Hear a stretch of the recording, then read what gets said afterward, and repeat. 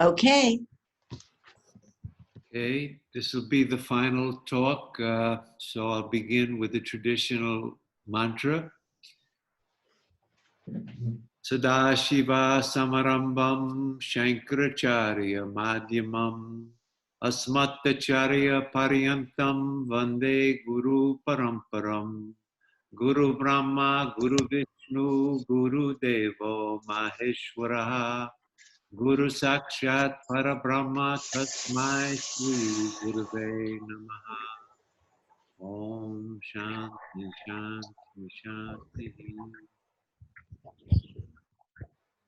Okay, so this will be the fifth and final talk on the ancient wisdom teachings based on the Mandukya Upanishad.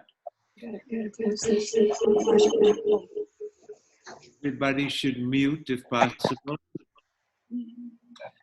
And these talks obviously are just the barest of an introduction to the subject.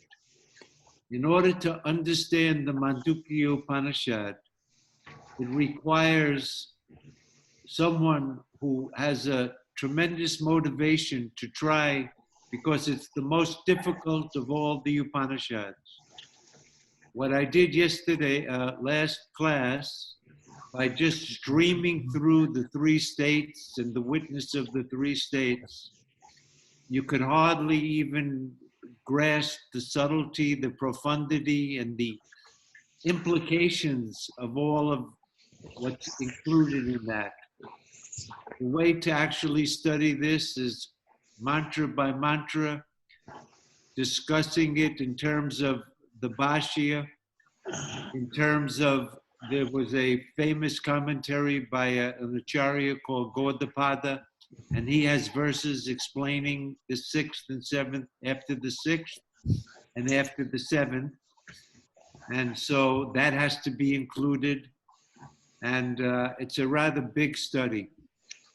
But nevertheless, we hit many important points, those 5 secrets necessary to understand the teaching of the 3 states. Very briefly, the teaching of the 3 states has nothing to do with 3 states. There are no 3 states. It's only to teach the oneness of the self. The second thing was that when you examine the 3 states, you've examined all possible human experiences. This is common to everybody.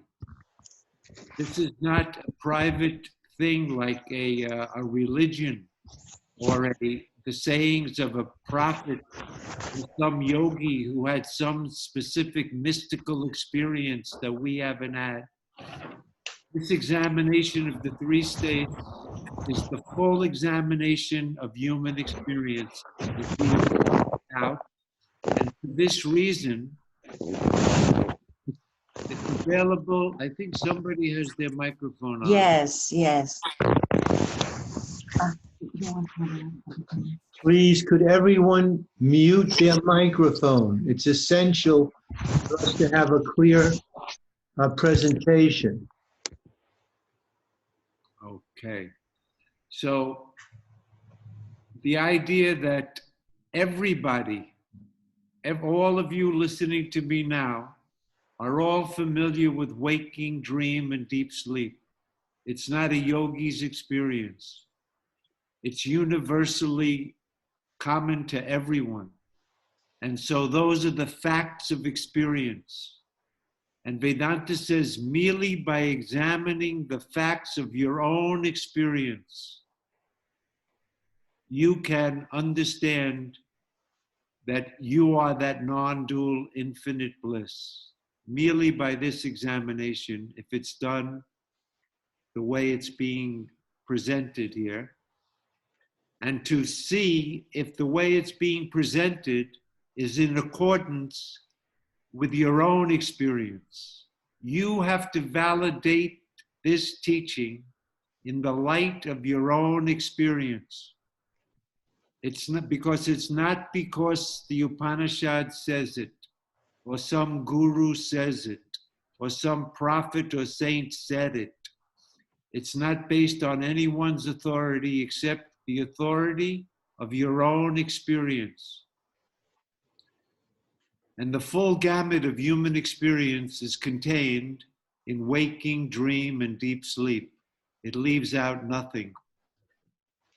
Samadhi, hypnotism, psychedelic experience, all falls in. You're aware of something or you're not aware of anything. And that's included in waking, dream, or deep sleep. That was the second point. The third point, and the most important from my point of view, is that the viewpoint that we have to be able to take here is that I am not a person in the world, and that this world exists independently of me, and I'm having waking, dream, and deep sleep in a world that exists outside of that private experience of my waking dream. That's how we all take it. I live in a real world in which I was born, and I am having waking, dream, and deep sleep in the real world. If you understand it like that, you cannot understand this teaching. Because what this teaching is saying is that if you examine your experience, this so-called waking world, including this waking ego, including all the other people that are appearing in that world, including time and space and causality that are in that world, are all existing in the state. When the waking state appears to you, that witnessing consciousness, which objectifies the whole state, that's the perspective. That's the actual experience. Because as soon as the state goes, either because of another state like deep sleep or dream, the waking state ends. And with it, that world that was appearing in that state ceases to appear to you. In dream, now a whole new world appears, and it falsifies the whole state. The world is in the state. The state is not in the world. If you can't take that perspective, you can't understand the Mandukya Upanishad. Because this Upanishad itself said, I am Atma Brahma. The self is Brahman, the non-dual Brahman. The self is the absolute infinite bliss. But in order to teach that, it's saying that the self has four parts, chatushtapat. Waking, the whole waking is one part. The dream is the second part. The sleep is the third part. And then the fourth is the self, which is not in waking, dream, or deep sleep, the fourth. But if you take it that I'm an individual in the world that exists independently of me, and I'm having waking, dream, and deep sleep, then I'm only one amongst many, and other people are having waking, dream, and deep sleep, and there's so many people, and there's people that have died and people being born, and they all exist independently of me. But when I take the whole state as something that appears to me, that's the object. Here, the witness is not the witness inside your mind that's just witnessing your mind, your thoughts, your ego. But here, the witness has to be seen as the witness of the whole waking state. That the waking state appears to you, and that you is not the waking ego. That you is the true self that's unaffected by anything that happens in the state. You're the witness of the state. And in the state, the world is appearing. This is not religion. Nobody's supposed to believe me because I'm saying it or that's what the Upanishad says. It's a question of, is that your experience? Has anyone experienced their waking world independent of their waking state? You think about it. You can also think about, has anyone experienced their dream world independent of their dream state? When the state goes, the world goes with it. In deep sleep, the waking is finished, and no one is aware of the waking world. It's only when the waking state appears to you that this ego, who I identify myself with, is appearing. But as soon as the state goes, I'm now identified with the dream ego, seeing the dream world. That whole state appears to me. I'm the witness of the dream and the waking. One self that appears when the waking appears, I'm the witness of the waking. That's called Vaishvanara, the universal self, because he has the whole universe as his object. When the dream appears, that same self is called Taijasa, the light, because you are the light of that whole dream. There's no other lights there. You light up the darkness and you light up the light in the dream. The sun and the moon and the stars, all there, they shine in your light. There's no other light for the whole dream. So you're called Taijasa. When there's no waking and no dream, when the states don't appear to you, then you're pure consciousness. You're prajna. Prajna means consciousness. When you look at it from the waking point of view, I'm awake in the waking state, I'm conscious. In the dream, I'm conscious of imaginary things that my mind is making up. And in deep sleep, I'm unconscious. But from the point of view of the witness, whether the states appear or disappear, my nature is unaffected. It doesn't matter whether the waking is there. In fact, that waking state can't appear without me. The dream can't appear without me. It's dependent on me. It has no independent existence of its own. That dream world has no existence apart from me. And this waking world can't exist apart from me. But even when the waking and the dream and the worlds that appear inside of them cease, I'm unaffected. I'm not dependent on them. They're dependent on me. I'm independent. I'm unchanging, unattached, ever shining, ever awake. Shankaracharya calls it Nitya Shuddha Buddha Mukta Swabhava.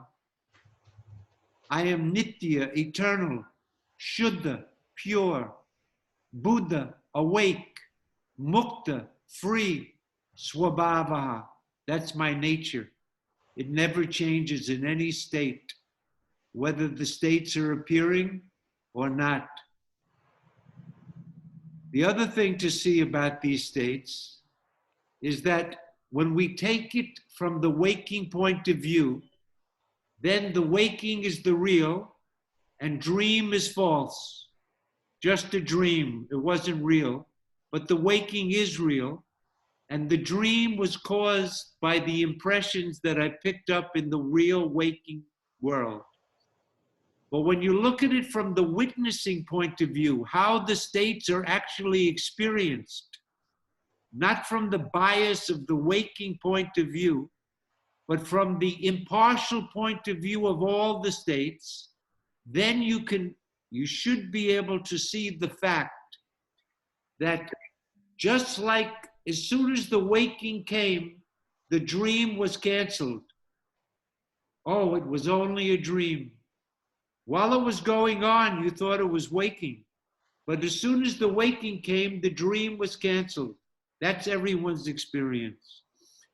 But can you see the fact that as soon as the dream appeared, my waking was canceled?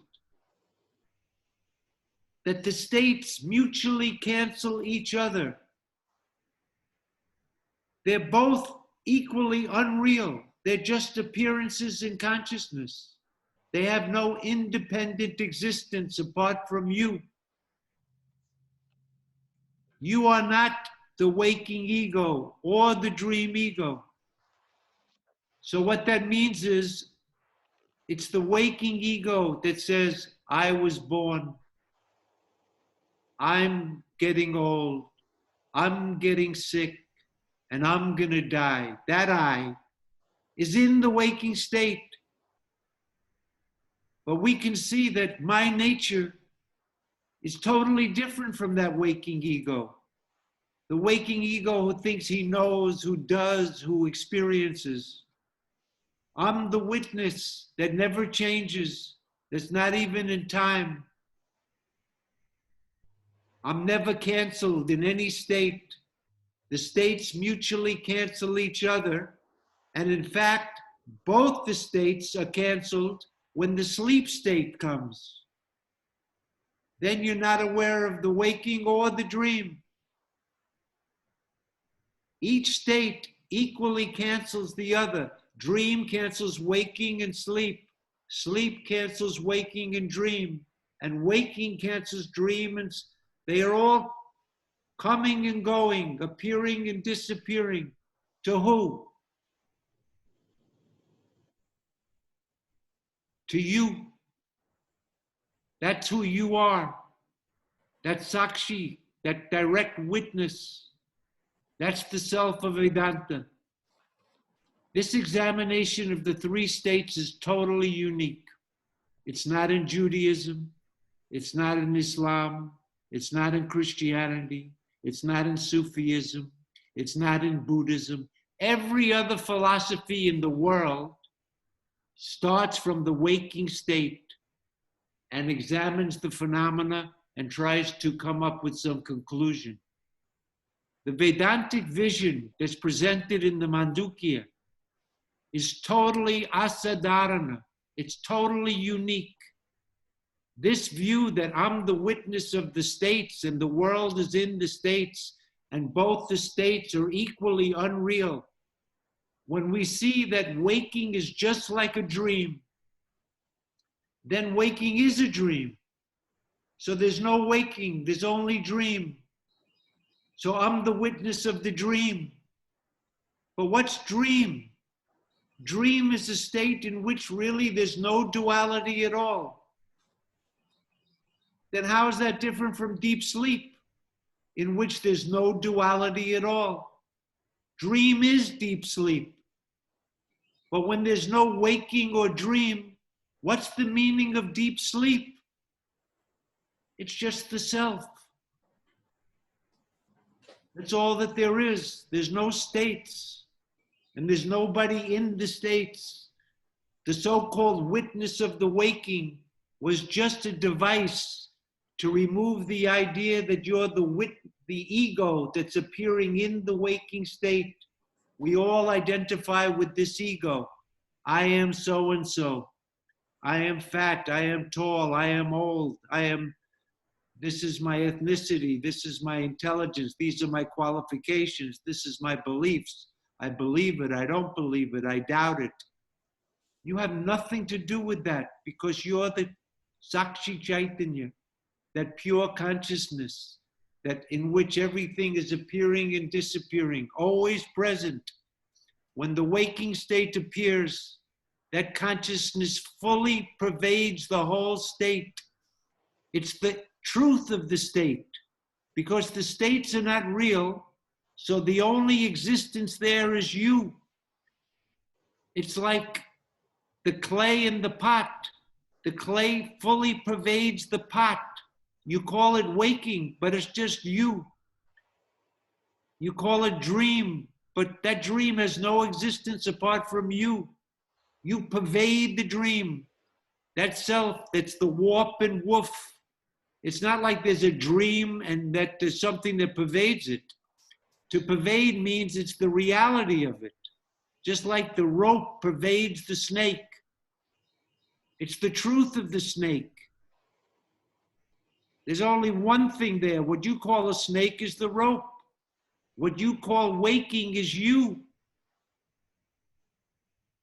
We have to dissolve the states one by one through this discrimination by seeing that they're both unreal and that they have no reality.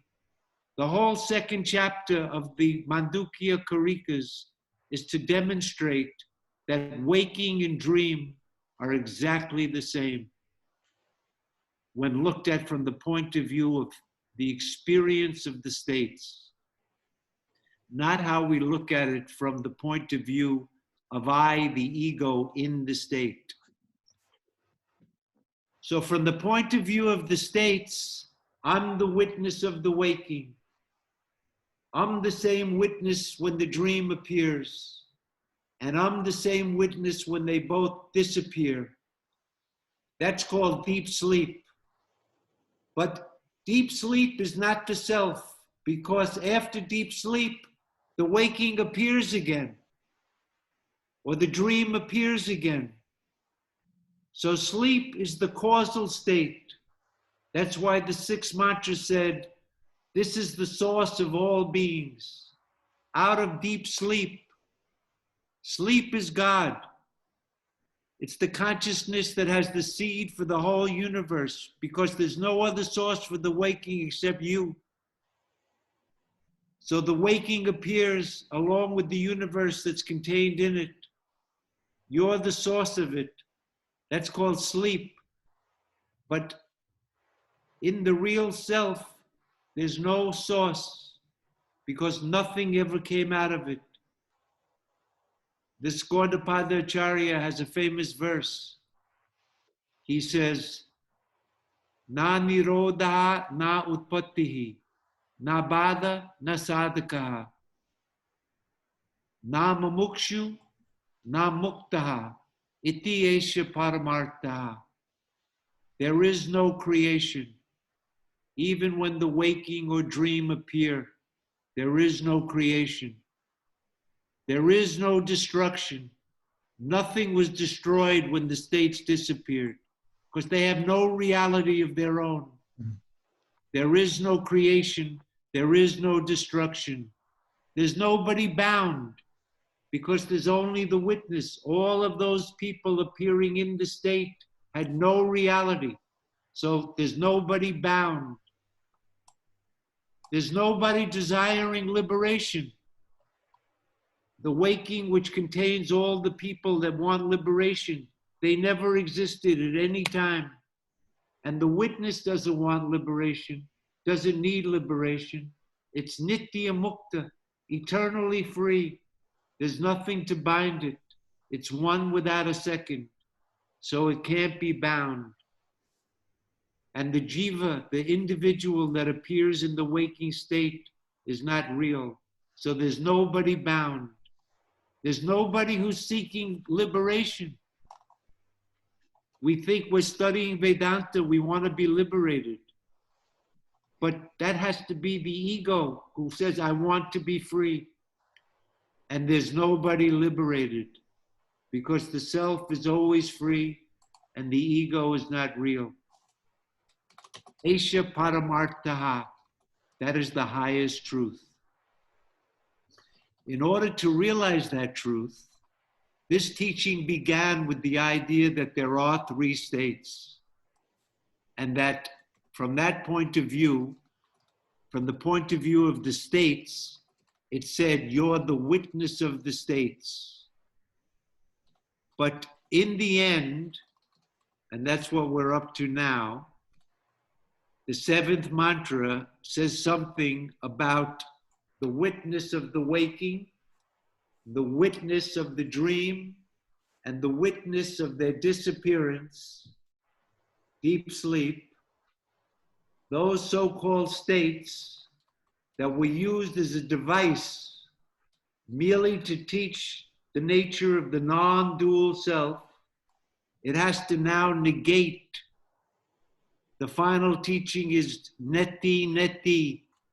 And here in the Mandukya, it negates it like this. I'll read you the Sanskrit and then translate it to you.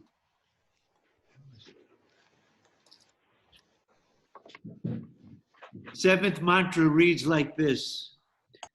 Na anta prajna, not aware of the inside. That's the dream. The dream is in the mind. And we said the self was the witness of the dream. But here it says, not aware of the inside. Na anta prajna. Na bahish prajna. It's not, it said in the first one, when you have the waking state, you're aware of the outside stuff. But the self is not aware of the outside. Na bahish prajna. Na ubayata prajna. Nor is it aware of something in between the two states. Maybe there's something in between waking and dream that I'm aware of. He's not aware of anything in between the two states, whether it's sleepwalking or daydreaming or anything other than them. He's not aware of that either. The self is not aware of anything. There's no second thing to it. Na anta prajna, na bahish prajna, na ubayata prajna. Not aware of in between the states. Na pragyana gana. It is not a mass of consciousness. That was the description of the self in deep sleep, where it's just one mass of consciousness. The state of deep sleep. He has no deep sleep. That's the negation of sleep. So it negates the dream, na anta prajna. It negates the waking, na bahish prajna. It negates anything in between those, na ubayata prajna. Na pragyana gana. It negates sleep. Na prajnam. It's not aware of everything. We said the witness was aware of the whole state. But now that we see the state never was, is, or will be, it's unreal. It never was, it never truly existed. The self has no mind, no senses, it can't know anything. The witness never witnessed anything. If it did, duality would be real. So it's not pragnam. Oh, maybe it's unconscious, na apragnam, but it's not unconscious. Na apragnam. It's not pragnam, not aware of everything. Na apragnam. It's not unconscious. Adrishtam. It can't be seen. This self, you can never see it. It's not an object to any sense organ, nor is it an object to any thought. The Upanishad says, the seer of seeing can't be seen. The hearer of hearing can't be heard. The knower of knowing can't be known. That which can't be known by the mind, but that by which the mind itself is known. Know that to be Atman, the witness that lights up the mind, but the mind can't know it. It's adrishtam, it's unseeable. Avyavaharam, it has no empirical dealings. Vyavahara means talking, thinking, and doing. It has none of these qualities. It's avyavaharam. It's beyond all empirical dealings. Agrahayam. It can't be grasped. It's ungraspable. Agrahayam. Alakshanam. It can't be inferred. You can't look at anything and then make an inference. Oh, that's the self. It can't be inferred by anything. Alakshanam. Achintyam. It can't be thought of. It's not something that you can conceive of. It's not red or blue or big or small or any thought that you have. Even thoughts like unborn. In non-duality, there's neither born or unborn. Unborn is just a negation that it's not born, but it's not unborn.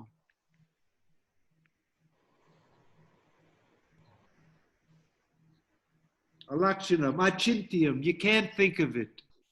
Whatever thought you think of, unchanging, it's not unchanging because that would mean it's remaining in time and not changing.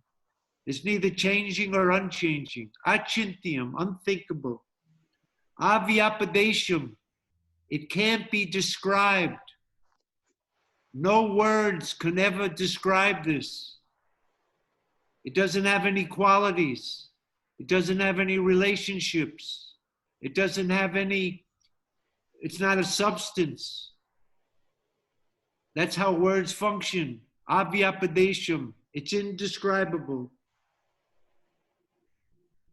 Ekatma pratyaya saram.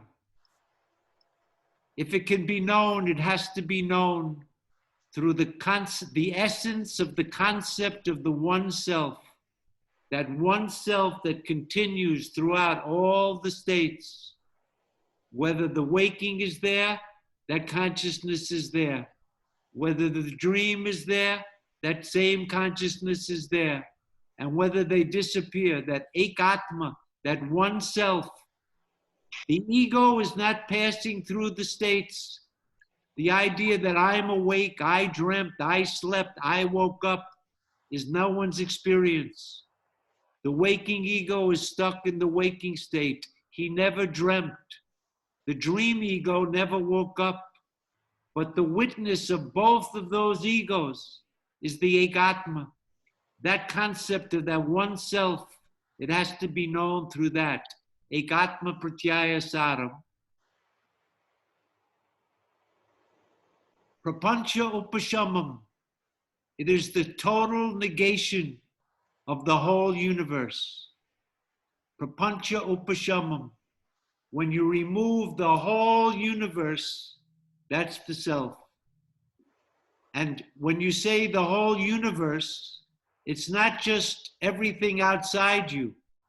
The whole universe includes this body, this mind, this knowership, that I'm a knower, that I'm a doer. That's also in the prapancha, in the world. Upashamam, it is the total eradication of that whole world. Prapancha upashamam, shantam, it is peace. When there's no duality, when the whole world is gone, when waking is a dream and dream is sleep, and sleep is nothing but consciousness, Turiya Atma, that's Shantam. It has nothing to do with peace of mind. When the mind is gone, when the mind has become no mind, there never was a mind. The mind in the waking appeared in the waking state. The dream mind appeared in the dream state. They're both not real. Then there's no mind. That's Shantam. Shantam means when there's no second thing. It's not a quality of the mind, it's the nature of the self. Shantam, Shivam. This self, the true self, is called Shiva. Not the god Shiva who lives in Kailash and is sitting up there with his bull. That's not Shiva. In Vedanta, the word Shiva means that which is the most auspicious, that which is beatitude. That is Shiva. Mangalam. The most auspicious thing that there could be is Shiva. Shantam, Shivam. Advaitam. Advaitam. Advaitam is a word that consists of two parts, A and Dvaitam. Advaitam. There is no second thing in it. Dvaitam, no duality, non-duality. It is without a second. That self is the only reality. That witnessing consciousness which doesn't witness anything, because it's na anta prajna na bahish prajna. It's not aware of the inside or the outside. There's no second thing here. What you called waking is you. The waking is you. The dream is you. When there's no waking or dream, what's the meaning of sleep? It's you. That's called Advaitam. You are that one self, and there's nothing other than you. Unchanging beyond time. It's not like the self always existed in the past, and that it exists now, and it'll continue to exist in the future. It's not in time. It's timeless awareness. Advaitam, without a second. Chaturtham, it is called the fourth. Chaturtham, those three states, when the same self was associated with waking, that's one pada. When that same self is associated with dream, second. When it's associated with sleep, the third. But when all of those states are negated, then it's Ek Shantam, Shivam, Advaitam. In relation to the three illusory states, it's called the fourth.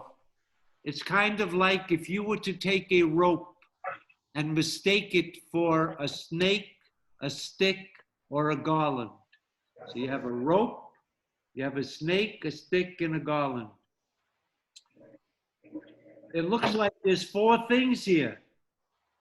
But when you examine through discrimination and you realize what I called the snake was only the rope, what I called the stick is really only a rope, and what I misconceived as a garland is only a rope.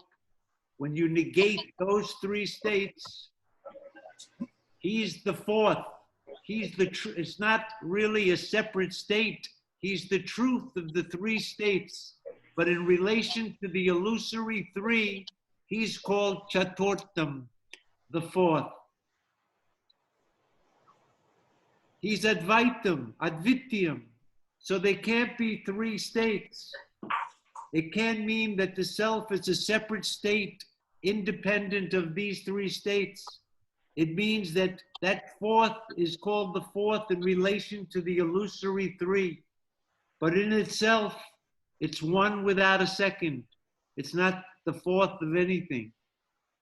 Chaturtham, manyante, they consider it. Who considers it? Who considers the self to be not aware of the dream, not aware of the waking, not aware of deep sleep, which is unseeable, ungraspable, unspeakable, which is Advaitam, Shivam, Shantam? Who thinks like that? Manyante, Brahmavids, the people who know the self. That's who describe it like that. Manyante, that's what they consider. Sa Atma, that is the self. Sa Atma, that self that was called Brahman in the beginning, that is one without a second, that is Satchitananda Swarupa, which is of the nature of existence beyond time, consciousness with no objects, bliss not caused by anything. That's Satchitananda. Sa Atma, that is the real self. He's not the witness of anything. There are no states. Advaitam, Shantam. Sa Atma, that is the self, the real self. Sa Vigneyaha, he is to be known. That is the self that has to be known.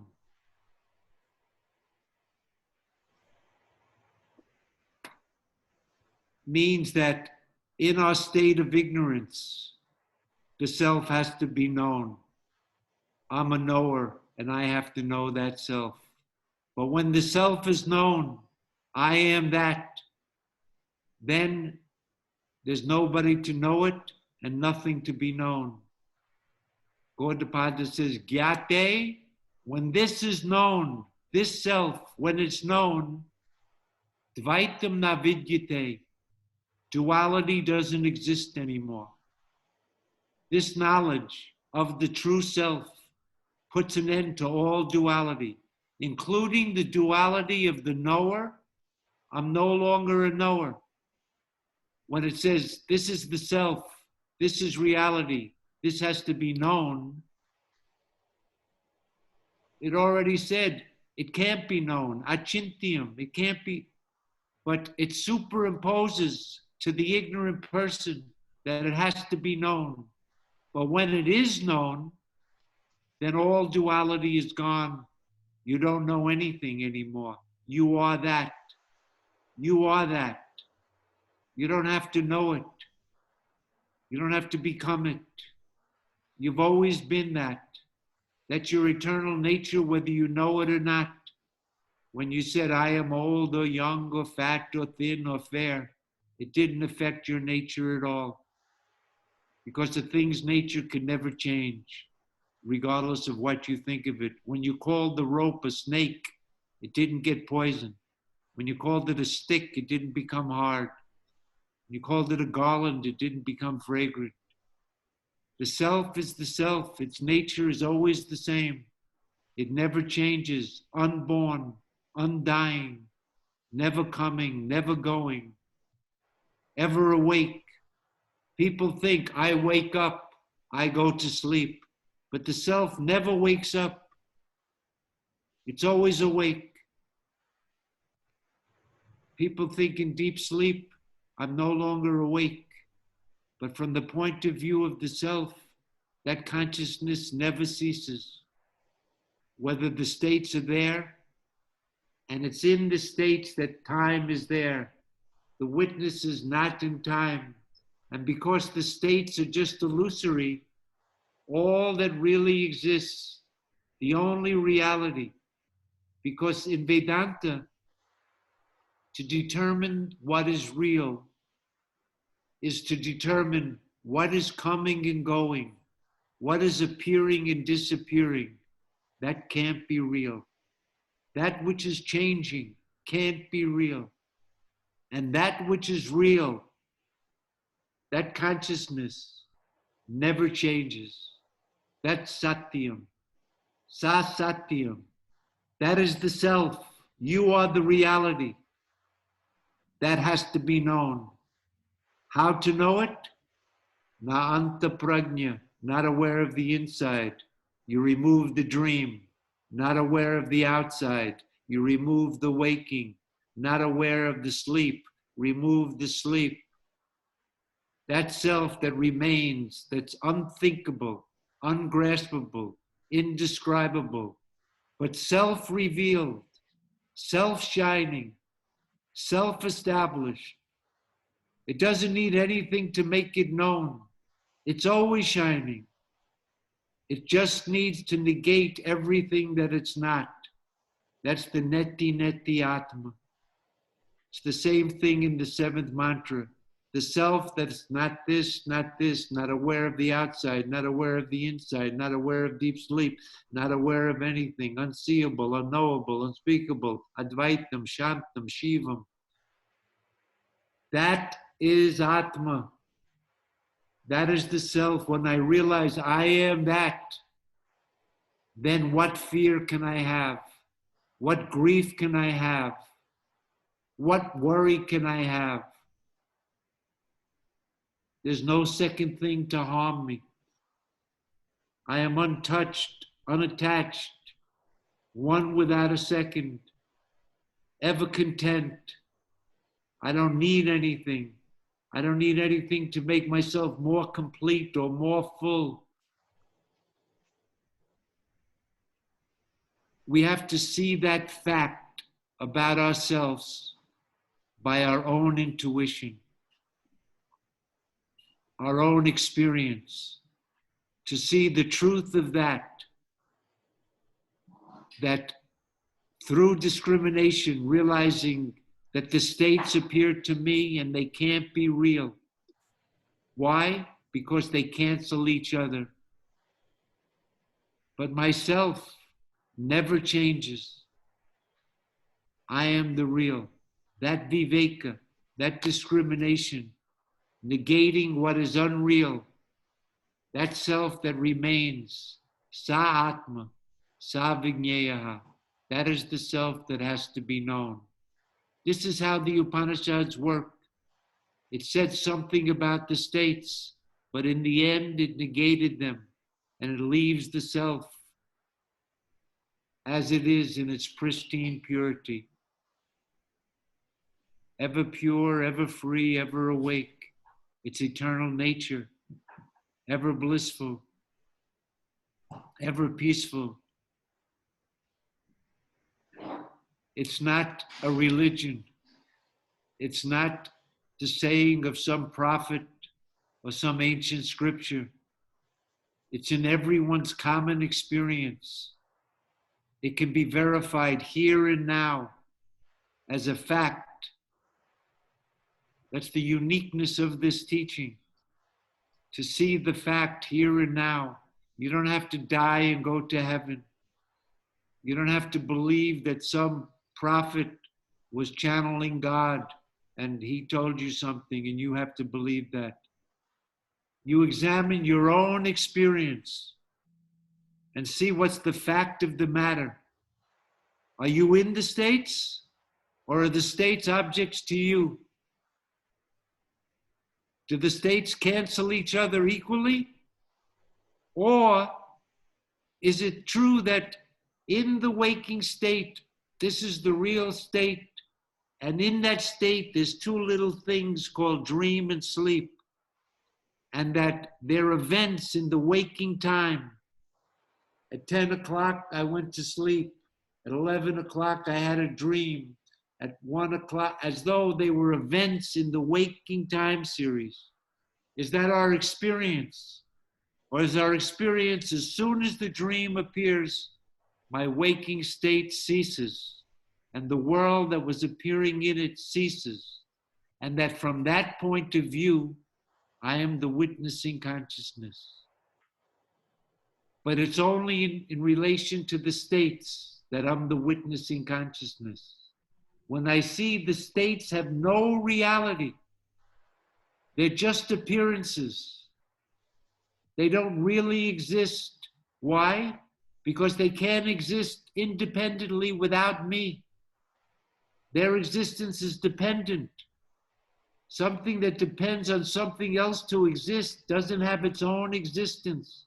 It's non-existence as it appears. That dream tiger never existed in the past, present, or future. It was just an appearance. The dream time, the dream space, they were all unreal. This waking world is an appearance to you. It's as unreal as the dream. From the point of view, let me say one important thing.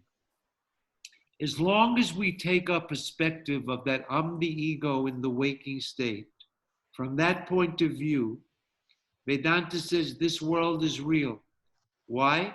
I see the cup, I can touch the cup, but the cup has causal efficacy. Other people can see the cup is real. The test of reality is whether there's a valid means of knowledge that can establish it. And until you, just like in the dream, as long as you're dreaming, you see the tiger, your friend sees the tiger can bite you. It's all real in the dream. It's not until you wake up. So in the waking state, this is all real. There is the coronavirus. Don't go out. There is, people are getting sick. There are other people other than you. But from the point of view of the actual fact of the matter, all of these people are appearing and disappearing in your waking state. They have no existence apart from you. You're the truth of them. You pervade them. You're the warp and woof of them. That's why this reality is called Vishnu. Vishnu means that which has entered into everything as its truth, the all-pervading consciousness, the reality. In the Mandukya Upanishad, the refrain to the sun is Etat Atmiyam Idam Sarvam, that which is the essence of all of this, that consciousness which is the very truth of everything. Etat Atmiyam Idam Sarvam, that which is the true self of everything. Tat Satyam, that is the reality. Sa Atma, that is the self. Tatvamasi, you are that. Svetaketu, oh my son. That essence of all of this, that consciousness, which is the essence of the whole appearance. If you take away the consciousness, what happens to the world? If you take away the world, what happens to the consciousness?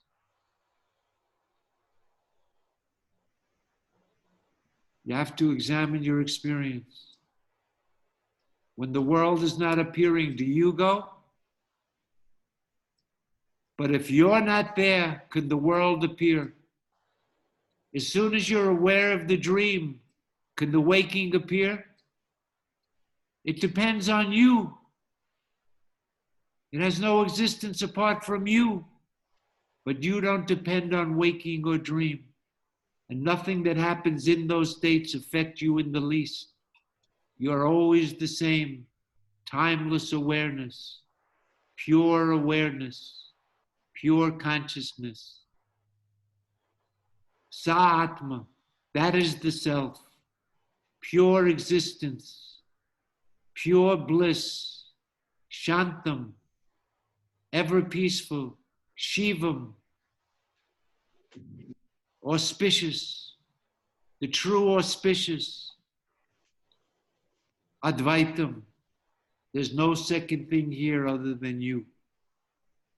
That's the teaching of Advaita Vedanta, the unique teaching of Advaita Vedanta. This Mandukya is a jewel of the Upanishads. You can see why it's usually taught only to monks, because who wants to hear that my waking and dream are the same? All of my interests are in this waking state. My children, my husband, my bank account, my house. I don't want to, I'm interested in this world. I don't want to falsify it. But if you look at your experience, you'll see that it's exactly the same as a dream. And the world that's appearing in your waking is no different than the world that appeared in that dream. And you're the only reality. That's what the Mandukya is teaching. Sa-atma, that is the self. If you could realize I am that, it'll put an end to the ignorance that I am this. I am getting sick and old and fat and diseased. I am worried.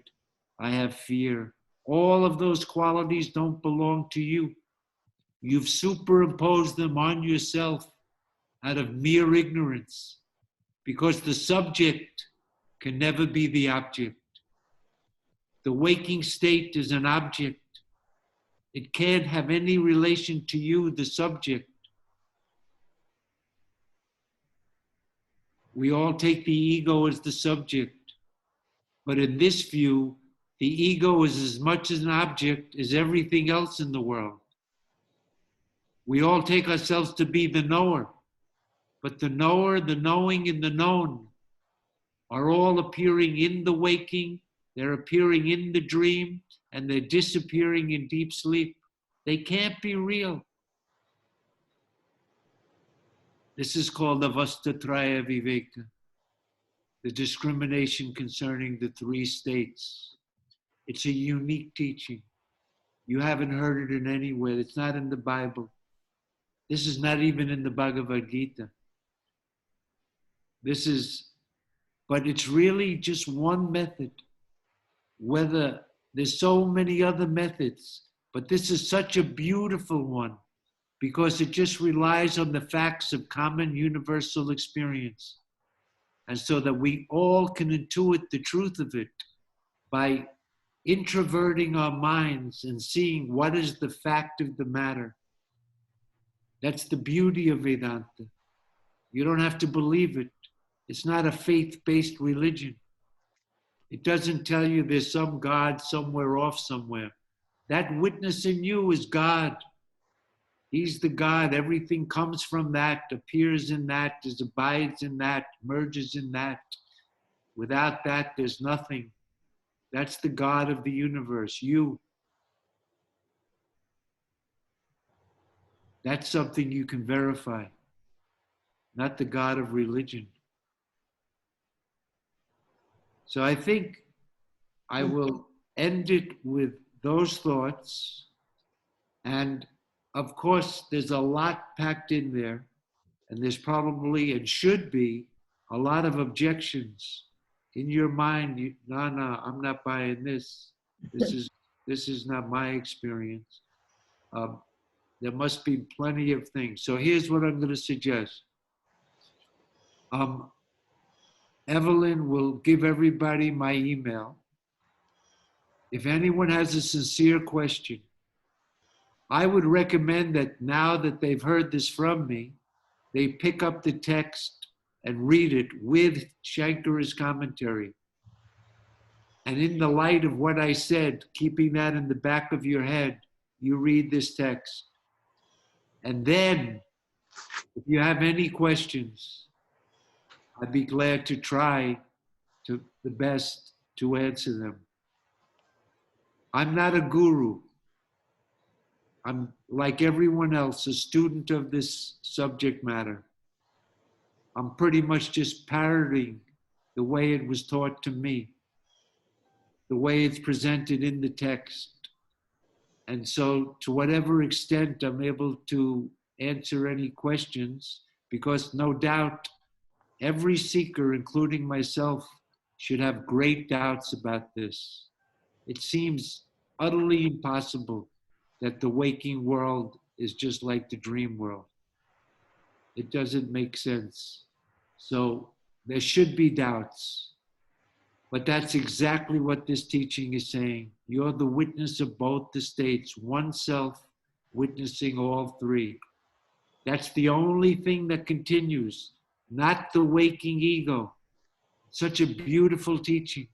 It means that there's no reincarnation, there's no deities, there's no heavens, there's no hells. It's all in the waking state.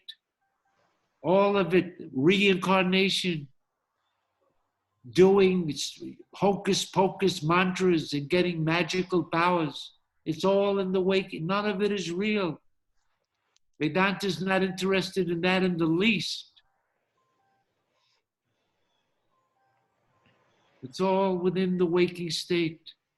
But this takes you beyond the states, beyond time and space, this type of discrimination. So I'll end it with that. Let me do the final prayer for this type of talk, and then we'll, if anyone has any questions right now, we'll see if I can reply to some of them. Let me just finish this. Om Purnamada Purnamidam Purnat Purnamudachyate Purnasya Purnamadaya Purnameva Vashishyate. That witnessing consciousness is full. This appearance is full. From that witnessing consciousness, this fullness came. Take this apparent fullness away, and fullness alone remains. Om Shanti, Shanti, Shanti. Okay, if anyone has any questions about anything I said or any comments, we can unmute yourself and yes. Question. Okay to speak, yeah? Good. A silly question, Ira, from one approaching personal oblivion. Is it fair to say that death does not cancel the witness of the states because the witness never existed, and similarly the duality of life and death is undying because it never existed, and furthermore death never existed? Yes. You see, it's not that the witness never existed. It's just that he's not a witness. When the state appears, you call him the witness. When the states are not appearing, then he's just consciousness. But he's there. The witness is always there, but you only call him a witness when there's something appearing. When you see that whatever is appearing is no reality, then that witness doesn't go. He's still the reality. The birth and death happens in the waking state. Mm-hmm. It's as unreal as the people that are born and dying in a dream. In the dream, it's perfectly real.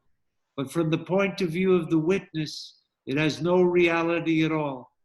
You're the witness. You were never born. You're not going to get sick and old and die. The one that's stuck in the waking state, that individual, he will get sick. He will die. But he has no reality. When you see that he's just as the same as a dream, swapnavat, it's just like a dream. From the point of view of your true self, the waking and everything in it is just apparent. So there's no birth, there's no death, there's no creation, no destruction, nobody bound, nobody gets liberation. Even though the whole teaching is you are bound, you don't know yourself, you have to know the self. Until you know the self, you'll suffer. When you know the self, you'll be free. But after you know the self, then there's no more knower. You realize I was never born. I was never bound. I never had any ignorance. I am that. That is the self. The other self, the knower, was in the dream, in the waking. He's the one that gets born, that gets sick, that gets old. We're identified with him because of ignorance. It's only a misconception. You're the witness, not the witnessed. If you can see that fact, it's not anything to be believed. Is it a fact? Is it everyone's fact? If people say, no, that's not my experience, that my dream doesn't cancel my waking, just like my waking cancels my dream, and that sleep doesn't cancel both the states, but I'm still there. I didn't talk much about how is it that in deep sleep, I'm still there. How is it that my consciousness doesn't go in deep sleep? Because everyone feels in deep sleep, I'm unconscious. I didn't know anything. What do you mean I'm conscious? And I'll just quickly say that when we say, I wasn't aware of anything, you take everything away. I'm not aware of anything. What have you denied? The thing. I'm not aware. I'm aware of no thing. I'm aware of something. I'm aware of no thing. I'm always aware. You didn't deny the consciousness. You denied the object of consciousness. The reason we don't know anything in deep sleep is not because we become unconscious, but because there's no second thing to be known. There's no waking, no dream. I wasn't aware of anything because the knowing of the knower never ceases. It's Nitya Buddha. It's always awake. There's never a time when its consciousness goes out. With every thought, with every perception, Pratibodha Viditam Matam. It is known with every thought, with every state. With every experience, it has to be there. And when there's no experience, it's still shining. It never changes. You have to intuit this fact. That's what I mean by experience. You have to see your own intuitive experience. What is the actual fact of the matter? What is my experience? And based on that, you come to the conclusion that I am that Shivam Shantam Advitiyam Atma. I am that non-dual, ever pure, auspicious self that can't be seen, that can't be described, that can't be thought of, achintyam, adrishyam, avyapadesham, that has no empirical dealings of getting born, getting old, getting sick and dying, of being a knower, knowing things and things known. None of the empirical dealings. I'm unchanging, beyond time and space. That's my eternal nature. I can't lose that nature. Like fire, it's not a quality. It's my very nature. Like fire is hot. Fire is hot. Why? That's not a quality. That if fire loses its heat, it's not fire. That's the nature of fire. It's always hot. The nature of the self is to always be conscious. That consciousness never ceases. It's always existing. It never ceases to exist. And it's always blissful. It's the bliss of the self. That happiness that we want is in our own self. That peace that we want, that freedom that we want, that's us. That's the self. But because of ignorance, I've taken myself to be this ego in the waking state. And so I'm looking for happiness. In my ignorance, I'm trying to avoid unhappiness, unsuccessful, and death is waiting for me, no doubt, as long as I take that perspective. But as soon as I can adopt the perspective of that witnessing consciousness, in which the states appear and disappear, I put an end to death, to grieving, to dukkha. This is the end of suffering. The Buddha said, there is suffering. There's a cause of suffering. There's an end to suffering. And there's a cause to the end of suffering. But he never pointed to that witness. It never has any suffering. When you realize that I am that, that's the end of all dukkha, all suffering. Suffering can't touch me. It has no way to reach me. I'm asanga, unattached, not related to anything. I'm one without a second.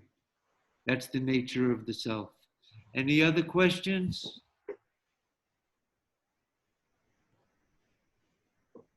I have one. Please. In many ways, everything you've said resonates with me, but getting rid of suffering for myself, for living and dying, if I have that connection, that awareness that there is no difference between dreams and lives, but in my dream, my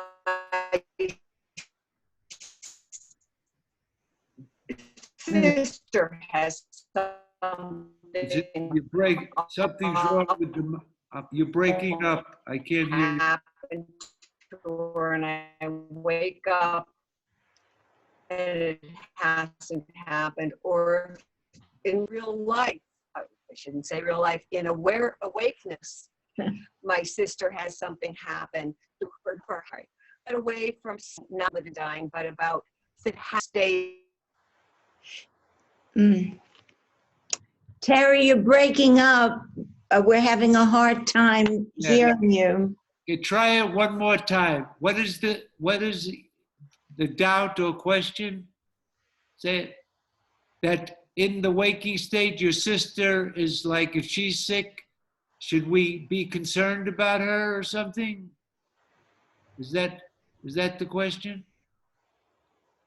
Terry?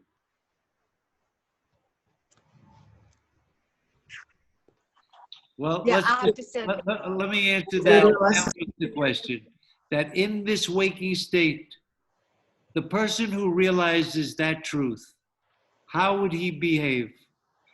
He sees all beings in himself and himself in all beings. He's become the self of everyone. Before he took himself to be this, now he sees himself in everyone. So there's a natural feeling of love and compassion and empathy. You can't say, I know the self and I hate you, because myself is the true self of everyone. It's like my right hand never hates my left hand because this is all me.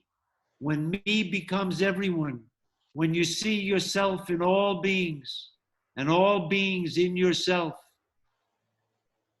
there's a natural compassion and love and a lack of hatred. You don't want anything from anyone. You're not jealous of anyone. You don't need anything from anyone. It should have a practical effect on how you live in this apparent world.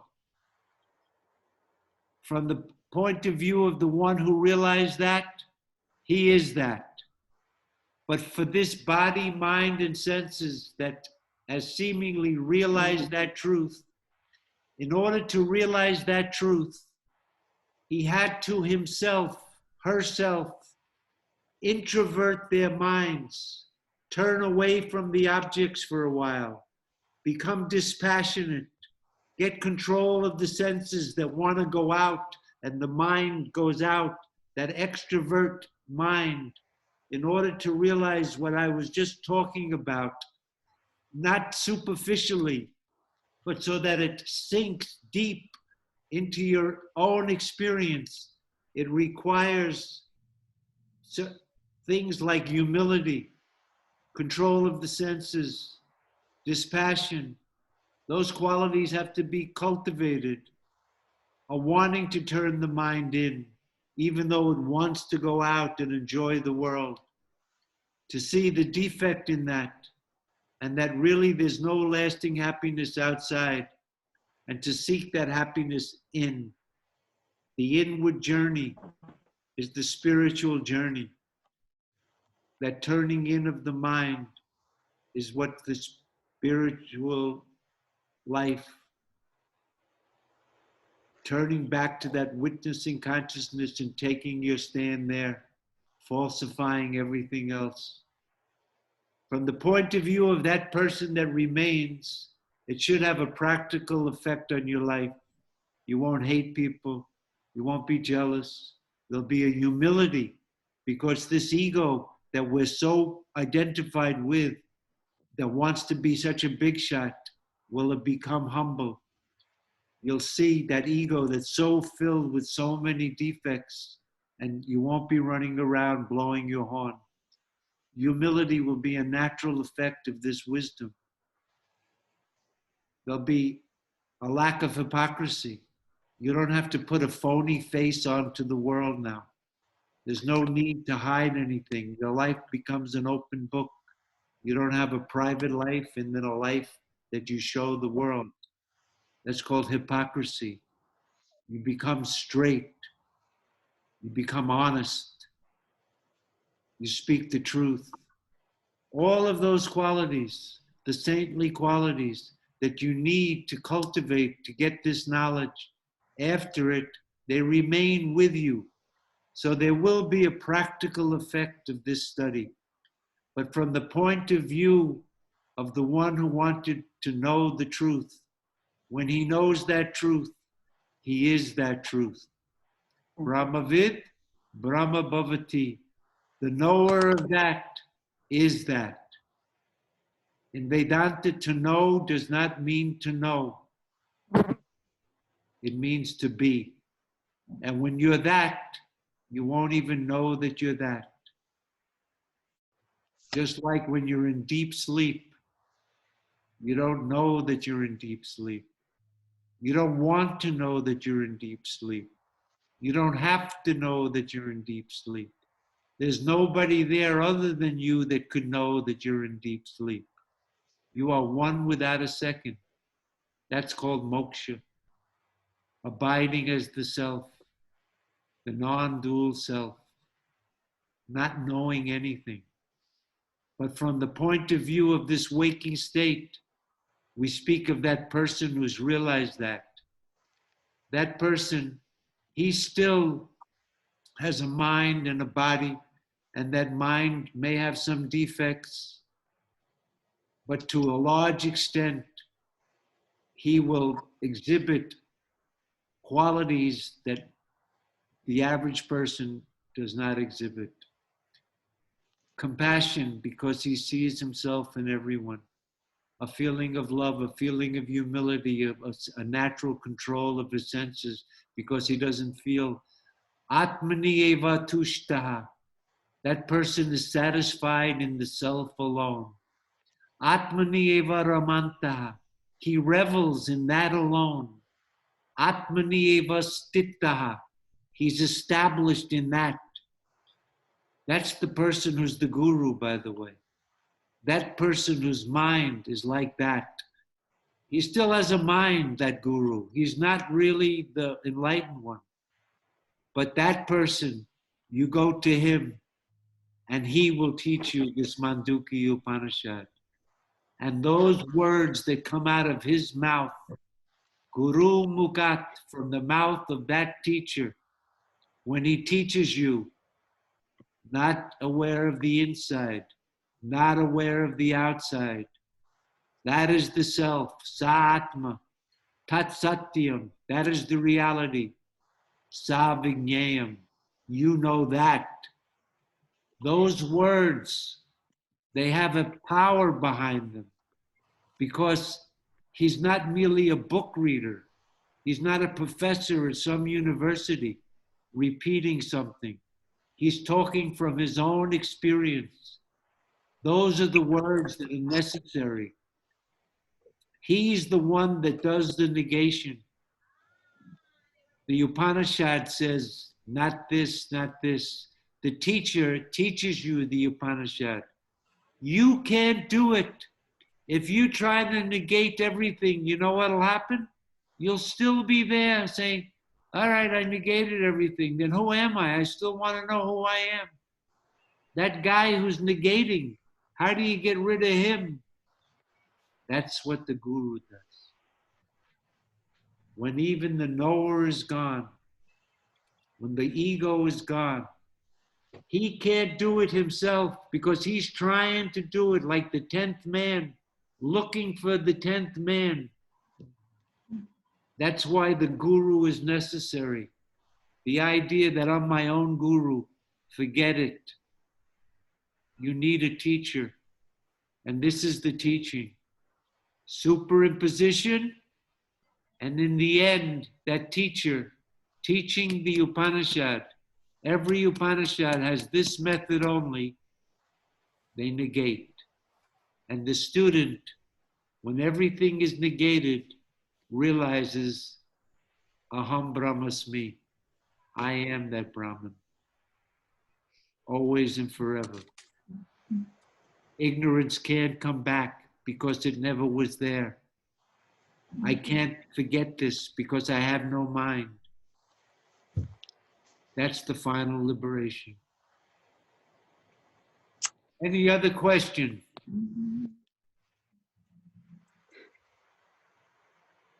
Okay. So if any questions come up. Ira, there was a question someone had written that they wanted answered. Do you have, can you read it? Yes, I can. It says, can you please help clarify when you explained Vishnu, when you said enters everything, then what is Satyam Sivam? Is there a difference? Are these names synonymous? So the word Vishnu, the root in Sanskrit is Vish, which means to enter. That which enters into everything, that reality that pervades everything, that is Vishnu. He's not the six-armed God that you see in the pictures. Oh, that's Vishnu. In Vedanta, all of those names, Shiva is not the guy in Kailash. He's that that Turiya Atma, who's always Mangalam. That's what Shiva means in Vedanta. Vishnu is not some guy with 6 arms. It's that consciousness that pervades everything. That Shantam is not a quality of the mind. It's the very nature of the self. The self is Shivam, Shantam, Advaitam. Sa Tat Satyam. That is the reality. Sa Atma. That is the self. The self is Vishnu. Sa Vigneyaha. That's the self that has to be known. That self. When you know that self, all duality will cease. Gyate, when that is known, Dvaitam na vidyate, duality no longer exists. That's the end of the teaching. There's no higher teaching than not this, not this. Okay. Thank you for all listening. Thank you. Thank Evelyn, you. you'll send out my email and Yes, if sure. anyone has a question. And thank you for Okay. attending these classes. I enjoyed it. It made me get my mind on the subject.